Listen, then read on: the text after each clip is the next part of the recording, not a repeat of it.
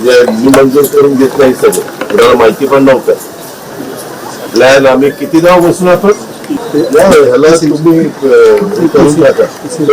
हे संभाजी महाराजांचं काम आहे. मी तुला सांगतो ते विमानी काम करून दे. गावाला सांगितलं काम करून दे. विद्यार्थ्यांनी काम होणार नाही. मला तुला हे काम द्यायचं नाही. तुम्ही दुसरं कुठलं काम तू काम करू शकत नाही. माझं 100% राज्याचा अर्थमंत्री म्हणून मत आहे. मी या भानगडीमध्ये पडू नको. भावनिक प्रश्न आमच्या सगळ्यांचा, हे आमचं दैवत आहे. त्याच्यावर अजिबात जबाबदारी पडू नको. याला रोज बोलतो काम तो करून आलं, काहीच काम नाही झालं. ही काय पद्धत झाली तुझी? तुला काय एवढी हौस आहे कामाची? काम चालू आहे. मला तू काम सोडायला तुझी काय अडचण आहे? काय तुझं लग्न जाऊच?